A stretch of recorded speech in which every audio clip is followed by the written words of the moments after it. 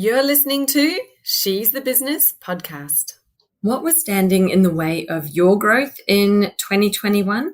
Well, I believe that for the vast majority of us, it was something that actually comes from within.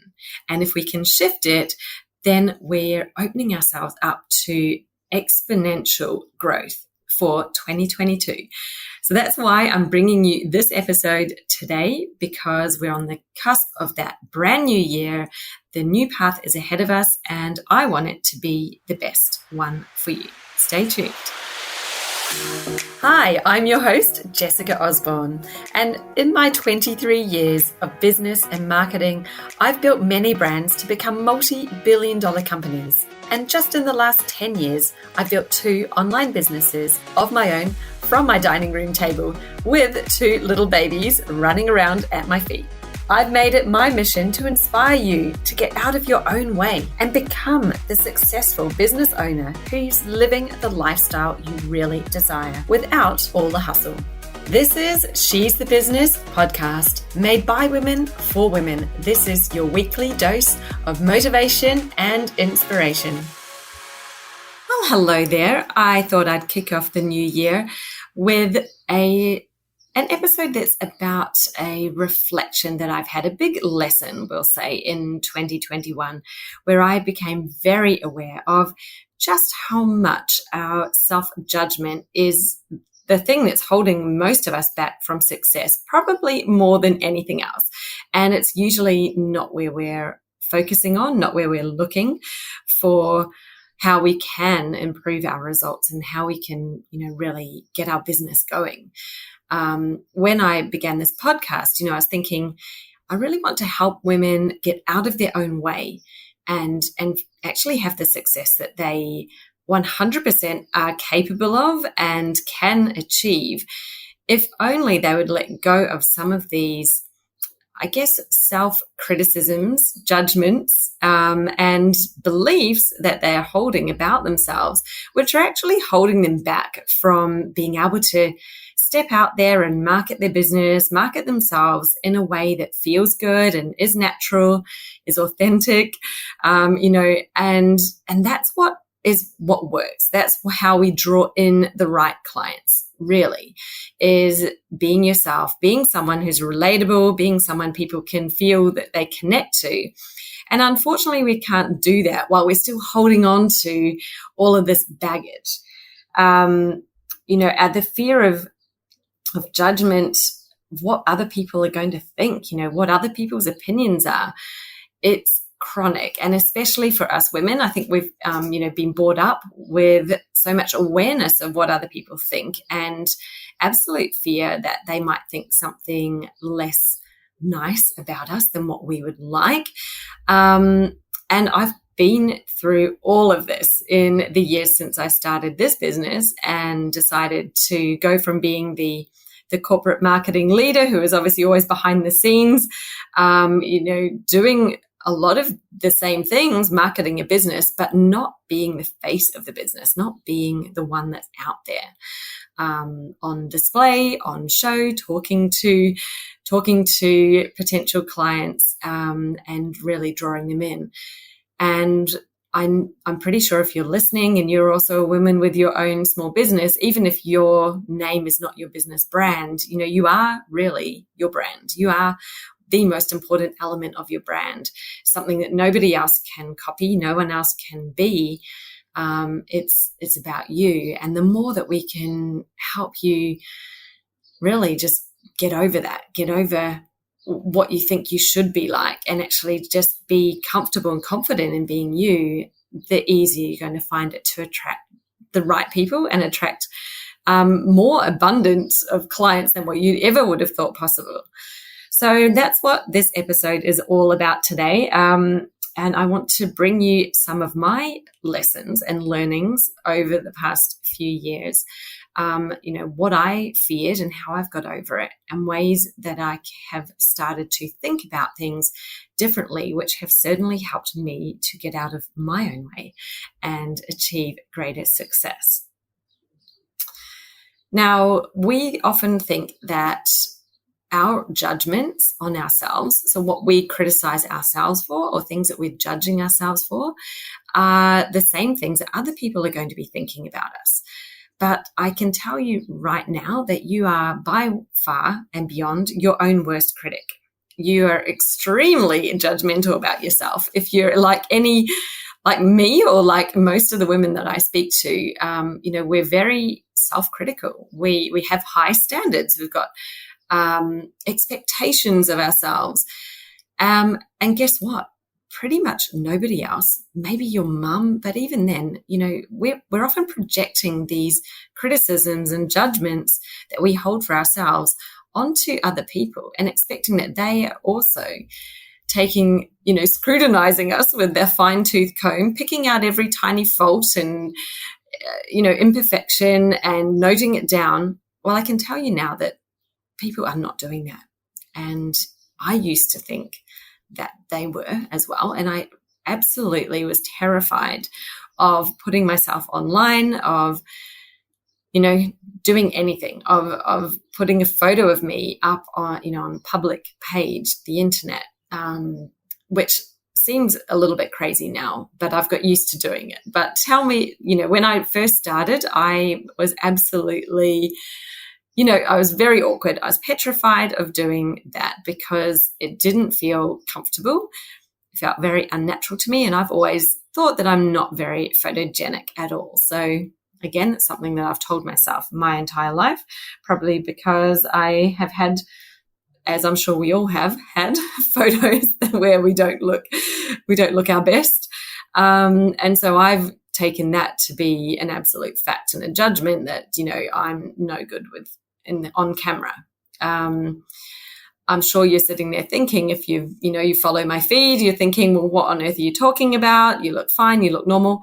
Yeah, that's because you're the external person looking at it. I sit there and look at photos of me and I can pick every single one of them apart with lots of holes about all the different ways that I don't think I look amazing or perfect in everyone. And letting go of that, realizing that other people are not judging me the same way that I'm judging myself is so freeing, because it means that I can be far more comfortable with posting a picture of me where, I know I'm still critiquing it. I know that I'm not in love with it, but it's not about that. Like, I'm not posting it so that you think I'm gorgeous or so that you think I'm some sort of model. I'm not. I'm there I'm a coach. I'm here to help you with your business. I'm here to bring a message to you. It doesn't really matter what I look like. I could look like the Christmas Grinch and I could still have a great message and you probably wouldn't care. So yes, that was a really big lesson for me, and it was certainly holding me back. With one that I definitely used to have, and again, this stopped me in my early days in my business. We're talking early days. It's just on coming up to 5 years since I started it. But we'll say about 4 years ago, just over that, I was getting into doing my first lives. And I'd held on to a belief since I was at primary school that I wasn't very good at speaking in public. And this was because I had a bad experience at school once, where I was meant to do a speech in front of the class. I wrote a speech that my parents thought was funny, and I thought was funny, and I got up and I said it and nobody laughed. Yeah, silence. And I was mortified. I couldn't believe it. I thought, oh no, I failed at this whole speaking thing. Therefore, that means that I'm no good at public speaking. And I formed that belief right then and there. And I carried it right through the rest of my school, high school, university, into the workforce. I was terrified of getting up in front of people and speaking because I held on to this horrendous moment that I'd experienced as a young child where I'd done my first speech. I probably was 10 years old. I wasn't very old at all. And I'd formed the belief that I was no good at speaking. But what happens when we have these beliefs, and, maybe you've got the same one. What I was doing since I formed that belief, when I look back, is I was noticing all of the things that would back it up. So whenever I would stand up in front of the class, or, I had to do something, I was forced to, I would notice, oh, my hands are all sweaty, or my voice is shaking, or this is happening. Lots of things that I had noticed, and other people would tell me that they couldn't tell that my voice was shaking, or they couldn't see that my hands were sweaty, or I didn't look nervous, or I didn't come across nervous. Even though they would tell me that, I was still taking these signs as proof that I was no good at speaking. And so over the years, you build up this great big bank of evidence and proof that proves this belief that you've created. And I certainly had. And it wasn't until I started to question it. Well, what if that's not true? What if I look to see if there's evidence against that, that disproves that belief? And when you look hard, you can find it. You can think, well, I've had feedback from people when I got up in front of the staff conference and gave a talk that I spoke really clearly, and they thought I was very confident in how I came across. So that can't mean that I'm bad at public speaking. I had other people who would say I spoke at a wedding, which again, inside I felt so nervous and awkward. But they said that I came across beautifully, and when you look for the evidence to the contrary, just as you might if you believe that you're not photogenic, for example, or that you can't write, really? Is that really true? Or are you just focusing on the evidence that supports that and not recognizing the evidence that you have that's actually to the contrary? So if you hold any beliefs about yourself, I'll call them beliefs, you might still feel like they're facts. You might say, oh, Jess, there's so much evidence that supports it, that has to be a fact. Well, if it's stopping you from doing what you would like to do with your business, it's stopping you from getting out there and being the face of your business. I'm not saying that you've got to be somebody who's online every single day, sharing their whole life on social media. Absolutely not. But, if you're going to connect with your audience, by far the easiest, most effective way to connect is to bring out the real you in front of your brand and to get online, to speak to them, to show your face, to show that you're a real human, to be someone that they can relate to and connect with all of your imperfections, with all of your beautiful humanness. That's what we want. We want the realness. We want the real you. We don't want a perfect, cookie cutter of something that's been so perfected that we've lost that real human flavor. That's not what we're after. We don't need you to speak perfectly with no mistakes. Even in the few minutes that I've been talking today on this episode, I've stumbled over my words at least a dozen times. I've said a wrong word here or there that wasn't part of the flow, and I've just carried on. And I'm sure that you either didn't notice, or if you did notice, it didn't matter. And that's just it. It just doesn't matter. What we think of ourselves and our own criticisms, I think we just need to, recognize that we do it and that it's inside our heads, but that's not what other people are thinking. So carrying on from my story about my belief I was no good at public speaking, I started this business, and obviously I realized right at the beginning, well, it's in my name. People are going to expect to, if I think people are going to buy from me and trust me to coach them on their business, they probably need to get to know me a little bit before they reach out and pay me some money, because how will they trust who I am? That gone are the days where you come onto a website and just be trusted by a business brand, especially with something as personal as coaching. I think people really expect to get to know that person first and think, I like this person, I like what they say, I like what their message is and how they're doing things. I want to work with them. And I knew that. So I knew that I had to get over myself, basically get over it, get out there and start, connecting with people, start sharing things and actually being the voice and the face of my business. So I decided, okay, well, I'm going to try out this thing, Facebook Live. I've never done one before.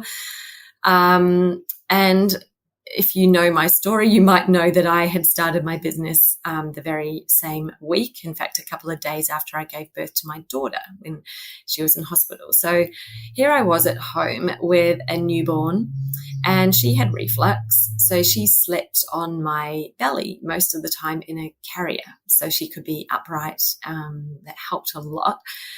And so here I was, trying to get my business up and running and writing some content, getting my website together. I had this baby sleeping on me in a carrier. And I thought, well, I've got to do a live. How am I going to do that? Because if I take her off my tummy, lie down, I might get a couple of minutes and then she'll probably wake up screaming. So that's not ideal. Or I could just do it like this. I could do it with her on me. So I guess I had got to the point where I thought I was potentially a little bit overtired, given that I had a young baby, wasn't getting great sleep. I probably didn't look all that awesome either, again, because I wasn't getting enough sleep, and I had a baby strapped to my belly. But that was how I did my very first Facebook Lives. And I knew at the time that, look, I don't have an audience of thousands. If I'd be lucky if probably 10 people saw this. So I guess I just made myself get over the fear of what someone's going to think, and be like, well, this is me doing some live practice runs and getting comfortable with doing something I'm completely uncomfortable doing. And I'm going to do it absolutely raw and real. There is no, this is not perfection business. This is not perfection marketing. This is the real deal. I'm doing it exactly as I am. And, I hopefully that also shows other people that it's possible. So I did it. I went live and I got over that fear of talking to the camera, posted the video, and I think it might have been maybe my second one. I don't often look at them afterwards because, as I said, I don't think I look great on camera, and I didn't like how I speak either. So I used to not watch the videos. I would just do the live, press publish or save to the page and be done with it. And I had this one I'd posted and people were commenting on it. And one of my friends messaged me and said, did you know that your video you did is sideways? Like your whole head and your body is sideways. And I thought, oh gosh, that is no good at all. How embarrassing. I must look like an absolute twit. But I didn't delete it. I just thought, you know what?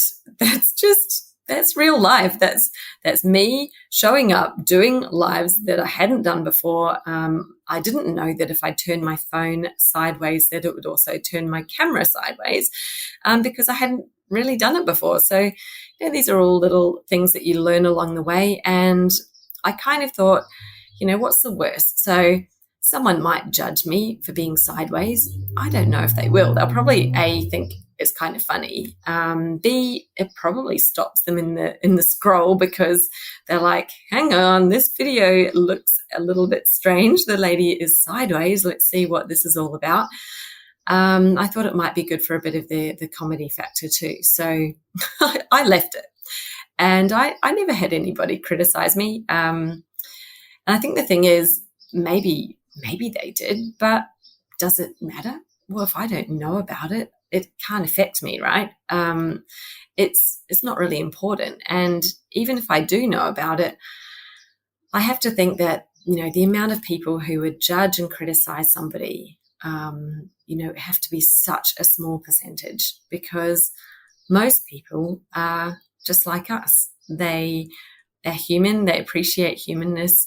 And they probably think, well, that actually shows confidence. Confidence I certainly wasn't feeling, but that comes across as someone who's comfortable in their own skin.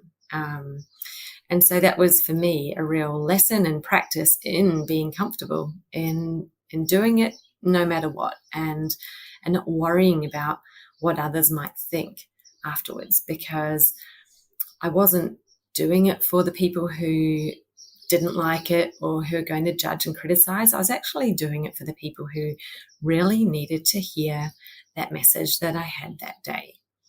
And as long as that's the kind of content that you're delivering, where it's got something impactful, a powerful message, something that helps somebody else to, gain some self-awareness, learn something that helps them today, that is far more valuable than anything that you're worried about in terms of what you might look or sound like on camera. So, yes, I had some very funny experiences. I think that these days, we can definitely see other people who look like they're, so polished and it's so easy. But I'd love you to now that you've listened this far, thank you for staying with me, but have a think about, who do you follow? Who are the people who you follow and who have big followings? And do they always look perfect? Maybe there are one or two who are just naturally incredibly photogenic and things look perfect. But certainly with the people who I see, who are, out there really leading the way, who've got not an influencer who's just literally got a following because they take gorgeous photos of themselves, but I'm talking about someone who you would look up to as a business inspiration, a mentor, somebody who's really smart, and they've been very successful in their business because of how they're running it and what they're doing, as opposed to someone who's built a business based on their looks. So I want you to look at those type of people who have built a successful business based on their expertise, and just start to notice, how they show up.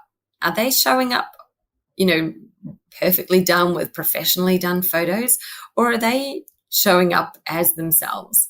Bit raw and real, a bit of fun in there, always with a powerful message, but how much do you care about what they look like versus what it is that they're saying that helps you? And I think that this was one of the biggest pennies that dropped with me as well, was, just the absolute complete lack of importance it is about all the stuff you think's important, all the reasons why you don't want to post, or why you don't want to take a photo of yourself, or you don't want to get on video and you're petrified of it. All the reasons why are generally they're within you. Yet you've got something important to say, you've got something really valuable to share, and you're going to let yourself and your own self-criticisms and judgments hold you back from sharing them with the people who really need to hear that. I think that once you start getting out there, once you break free of that need to look and be perfect and just be you, and you get people saying, wow, this is so powerful, I really needed to hear this today, or, they're like light bulb moment, truth bomb, all of that stuff happening. That's what gives you that warm, fuzzy feeling inside. When you get somebody who's like, oh, it's a lovely photo or whatever, that's great. Thanks for that. But when somebody's telling me that what I've said has made a massive impact on them, on how they're perceiving their own business and what they're doing, that is what's powerful to me. That's what I'm after. And that's why, I'll often do lives. I may not even have makeup on. I'll do them in whatever clothes I happen to be wearing. Sometimes I've forgotten to brush my hair, and I've looked at the video afterwards and thought, I probably could have brushed my hair at least. Maybe that would be nice. But, again, it's not important. It's not important enough for me to take the video down and do it again. It was done in the moment, and that's it. And I'm on to the next thing. So I think, coming back to the start of the episode, if we're thinking about how we can get out of our own way in 2022 and really excel, leapfrog forward in the business, it's going to be, looking at these reasons why you're holding yourself back, the things that you think are hard to overcome, some beliefs that you hold about yourself that you think right now are facts. And I'd love you to challenge that fact. I'd love you to look when you have one in your mind, whatever it might be.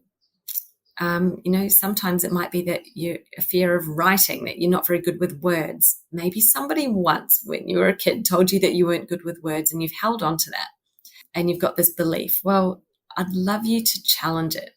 Challenge yourself on it.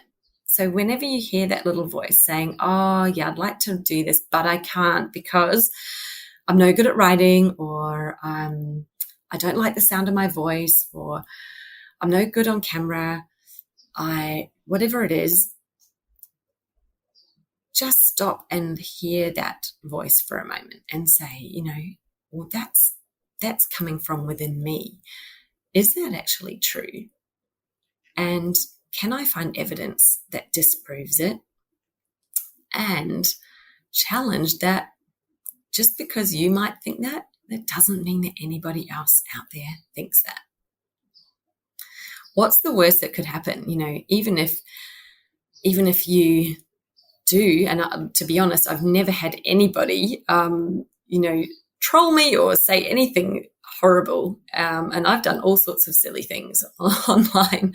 Even if somebody is having a bad day and posts a nasty comment, well, could you be the kind of person who just allows it to, brush off your shoulder, be a bit like Vaseline? I like to think of that, that nasty comment, it doesn't need to stick on you. It doesn't need to turn into baggage that you carry around. Have a back covered with Vaseline and let that comment slide right off and leave it behind you. Because anybody who's saying that kind of thing, generally they are projecting their own fear onto you. So they might be seeing something that they don't like, but the reason they don't like it is because it's something they don't like about themselves. So yeah, have a think about that. That's a pretty deep one. So anytime someone gives you some criticism, instead of taking that on board, I'd love you to turn it around and actually feel sorry for them, that they're criticizing themselves for that thing.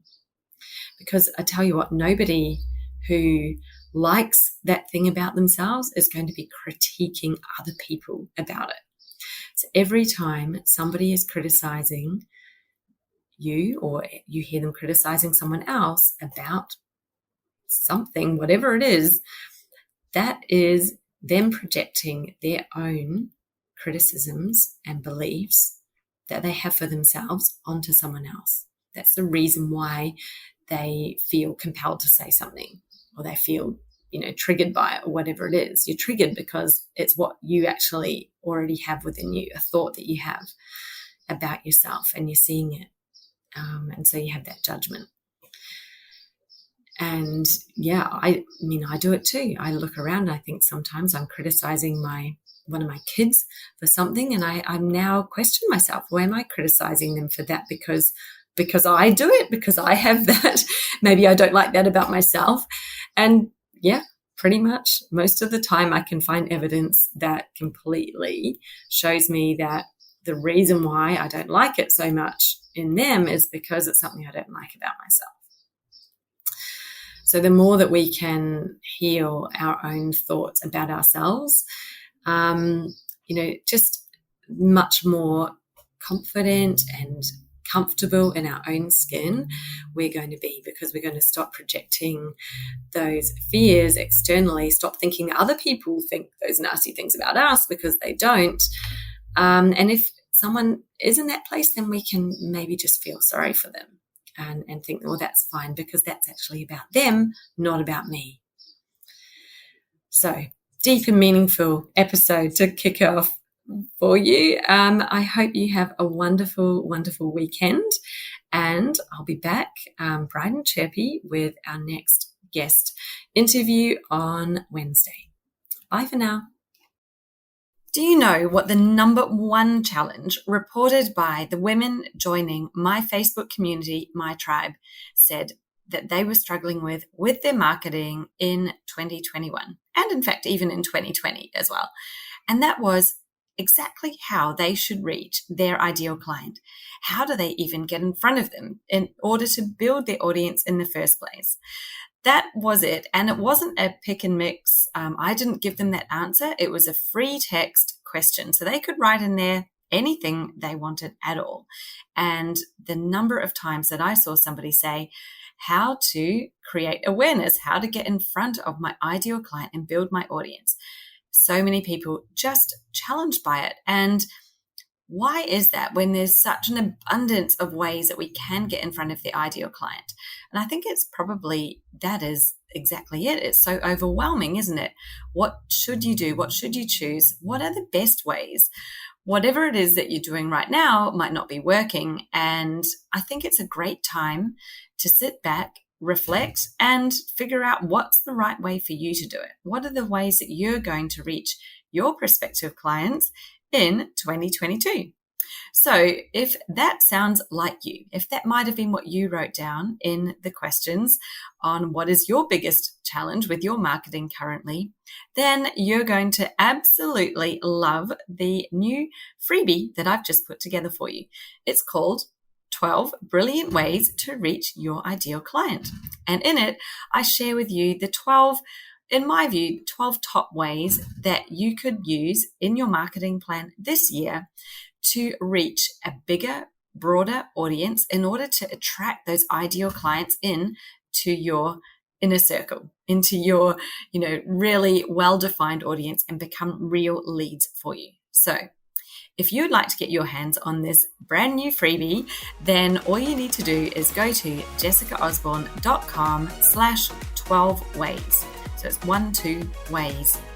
Very easy. You can download it there, and this is a little bit of great resource for your planning, for the planning of the new year. See what you're going to change up. What is it that you maybe haven't been doing that you could be doing? And what are those things that you've been doing and they're not very effective? And maybe you're going to drop them out of your plan this year. So please head over, grab the freebie. If you want the link, that it's in the show notes, and let's get you moving on up, having more success with your marketing in 2022.